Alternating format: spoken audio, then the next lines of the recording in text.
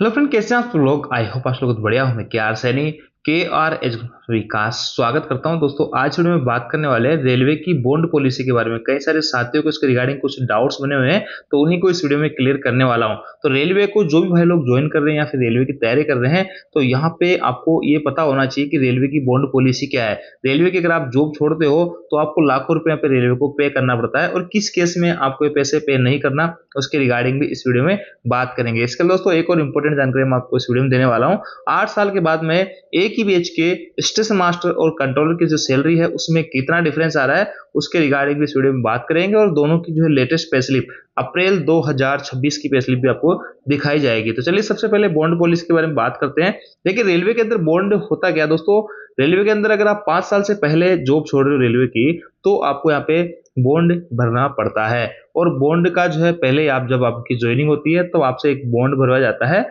तो उस पे अगर आप जॉब छोड़ते हो 5 साल पहले, तो आपको बॉन्ड भरना होगा। लेकिन किन केस में आपको बॉन्ड नहीं भरना, तो देखिए, जिस लेवल पे आपकी भर्ती हो रही है उस लेवल से अपर लेवल पे आप जा रहे हो, जो एनओसी के साथ में आपको जिस भी एग्जाम की आप प्रिपरेशन कर रहे हो रेलवे में लगने के बाद में या ड्यूरिंग रेलवे, तो यहाँ पे आपको एनओसी लेना पड़ती है। रेलवे को इन्फॉर्म करना पड़ता है कि मैं इस एग्जाम की यहाँ पे तैयारी कर रहा हूँ। तो आप जिस लेवल में काम कर रहे हो उससे अपर लेवल में अगर आपका सिलेक्शन हो जाता है, तो यहाँ पे आपको कोई भी पेमेंट करने की आवश्यकता नहीं है, भले ही 5 साल से पहले आप रेलवे की जॉब छोड़ सकते हो।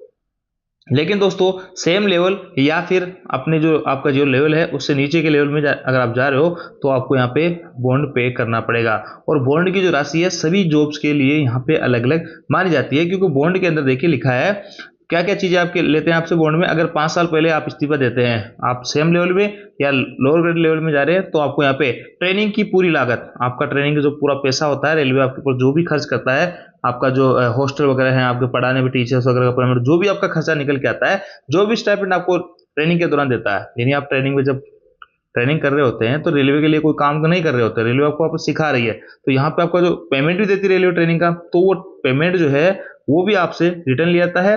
और इसके ऊपर अगर 1-2 साल आप जॉब करते हो उसके बाद छोड़ते हो, तो उन 2 साल का आपको 12 या 12 12.5% की तरफ से वार्षिक ब्याज भी आपसे लिया जाता है। तो जिस जॉब की जितनी लंबी ट्रेनिंग होगी उसका उतना ही बॉन्ड यहाँ पे बनने वाला है। जैसे सपोज दैट स्टेशन मास्टर की जो लगभग 3 महीने की ट्रेनिंग होती है, तो उसके हिसाब से उसका बॉन्ड बनेगा।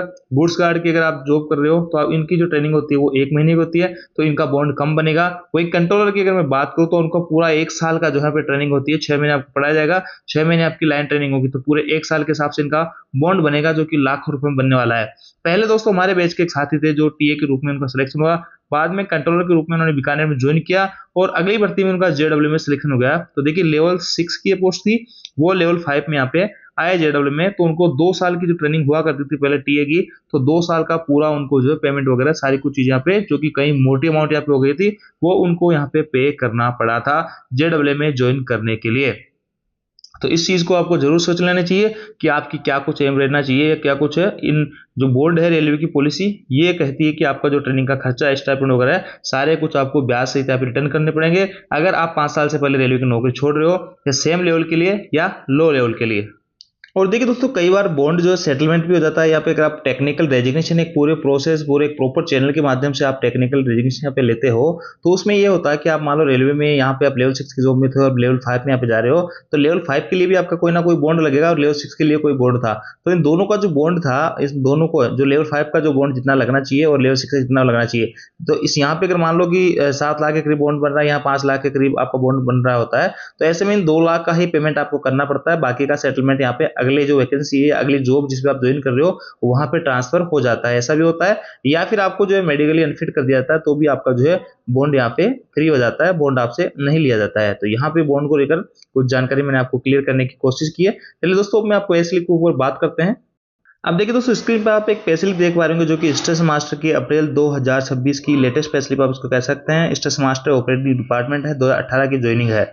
यहाँ पे देखेंगे लेवल 6 के अंदर है 44,900 बेसिक है। इन चीजों को आप गौर कीजिएगा, क्योंकि कंट्रोलर के अंदर भी ये चीज आपको देखने को मिली। 2018 की वहां भी ज्वाइनिंग रहेगी, लेकिन उनका जो है लेवल 7 में प्रमोशन हो चुका है। बेसिक में आपको डिफरेंस देखने को मिलेगा, बेसिक में जो डिफरेंस है उसी की वजह से सैलरी में डिफरेंस यहाँ पे बनेगा। तो यहाँ पे 93,000 53,000 के करीब सैलरी यहाँ पे बनी है, जिसके अंदर बेसिक मिला 44,900, डीएनएस अलाउंस है, और डीएस वाला लगा तो 3 महीनों का एरियर भी मिला है। हाउस रेंट अलाउंस मिला है 10% के हिसाब से। ट्रांसपोर्ट अलाउंस जो है 2880 रुपए, 1800 प्लस डीए, और 3 महीने का टीपीए का अलाउंस मिला है। ओवर टाइम यहाँ पे 1517 रुपये मिला है। नाइट ड्यूटी अलाउंस भी मिलता है 6889 रुपये मिला है और ट्रेवलिंग अलाउंस जो 2700 रुपये का भुगतान यहाँ पे किया गया है। वैसे में सारे कुछ भत्ते वगैरह सैलरी मिला के ग्रोस पेमेंट मिला 93,000 रुपये। अब बात करते हैं वही कंट्रोलर की सैलरी क्या कुछ बन के आ रही है।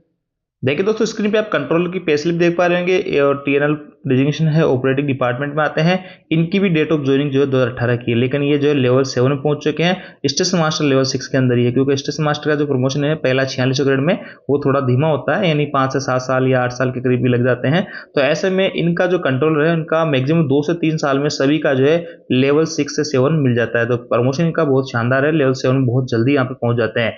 यही कारण है कि इनका जो बेसिक है वो 50,500 है और स्टेशन मास्टर का 44,900 ही बेसिक है। तो 5,000 का यहाँ पे डिफरेंस बेसिक के अंदर हो जाता है। ये डिफरेंस आगे चलकर और मोटी अमाउंट में आपको देखने को मिलेगा। वही दोस्तों, कंट्रोल की जो पोस्टिंग होती है वाई क्लास सिटी में होती है, तो इनको एचआरए भी जो डबल डे होता है। इस कारण इनका जो एचआरए आप देखोगे यहाँ पे 20% के हिसाब से, जबकि स्टेशन मास्टर का 10% ही था, क्योंकि बहुत कम स्टेशन होते हैं जहाँ पे वाई और एक्स सिटी के हिसाब से 20 या 30%, बाकी छोटे जो स्टेशन होते हैं वहाँ सभी पे 10% एचआरए आपको देखने को मिलता है। तो यहाँ पे इनका जो पेमेंट बना 1,06,012 रुपये, वहाँ पे 93 या आप मान सकते हैं कि 90,000 के करीब टीए वगैरह हटा के। तो वही अगर दोनों की सैलरी में अगर मोटा मोटा डिफरेंस देखे तो 15,000 का डिफरेंस यहाँ पे बन रहा है। और 15,000 मोटा डिफरेंस बनने का एक कारण है कि बेसिक में 5,000 का डिफरेंस हो गया।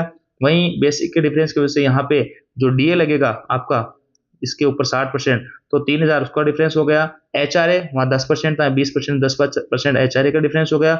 वहीं दोस्तों यहाँ पे जो कंट्रोल होता है उनको ट्रेन अलाउंस भी दिया जाता है, जो कि स्ट्रेस अलाउंस भी बोल दिया करते हैं। 6,250 रुपये सभी कंट्रोलर्स को दिया जाता है। तो ऐसे में 15 से 20,000 का डिफरेंस यहाँ पे हो जाता है। एक ही साथ ज्वाइनिंग की हुई है 2018 की, और 15 से 20,000 जो सैलरी में यहाँ पे डिफरेंस देखने को मिल रहा है कंट्रोलर और स्टेशन मास्टर की पोस्ट के अंदर। और दोस्तों वही अगर मैं सेम बैच के अगर बात करूँ गुड्स गार्ड की, तो उनकी जो सैलरी है वो भी यहाँ पे लगभग 1,10 के आसपास पहुंच जाती है। तो ऐसे में अगर मोटा मोटा बात करें तो कंट्रोलर और गुड्स गार्ड की सैलरी उसमें ज़्यादा वेरिएशन नहीं होता है, लेकिन फिर भी यहाँ पे अंतर देखने को मिलता है, क्योंकि वहाँ पे रनिंग अलाउंस वगैरह काफ़ी कुछ चीज़ें मिल जाती है। गुड्स गार्ड या ट्रेन मैनेजर जो है लेवल 5 की इनिशियल जॉब होती है, लेकिन उनकी जो सैलरी है अच्छी खासी बन जाती है यहाँ पे किलोमीटर अलाउंस की वजह से। तो ये तीनों की जो सैलरी के ऊपर मैंने बात कर ली है, और आपको स्टेशन मास्टर और कंट्रोलर की पे स्लिप भी लेटेस्ट यहाँ पे दिखा दी है। बाकी दोस्तों इस बार कई सारे साथियों का कंट्रोलर और स्टेशन मास्टर यानी टीपीसी की जॉब पे उन पे भी सिलेक्शन हुआ है, तो वो भी एक दुविधा बनी हुई है। तो आपको अच्छे से सोच विचार कर लेना चाहिए। ऑलरेडी कई सारे वीडियोस में मैंने आपको बताया कि किस पोस्ट के अंदर क्या कुछ चीजें कमी या खूबी रहती है। बाकी अगर आपके पास में एक ही जॉब मिली है, कंट्रोलर की जॉब मिली है या फिर मास्टर की जॉब मिली है, तो नो डाउट आप ज्वाइन कीजिएगा, क्योंकि बेरोजगारी का जो है काफी बड़ा यहाँ पे एक दौर चल रहा है।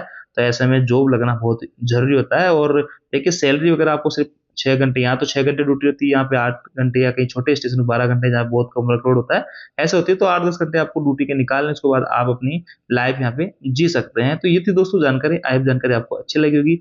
वीडियो आपको अच्छा लगा वीडियो को लाइक कीजिए, दोस्तों शेयर जरूर कीजिएगा। Thank you.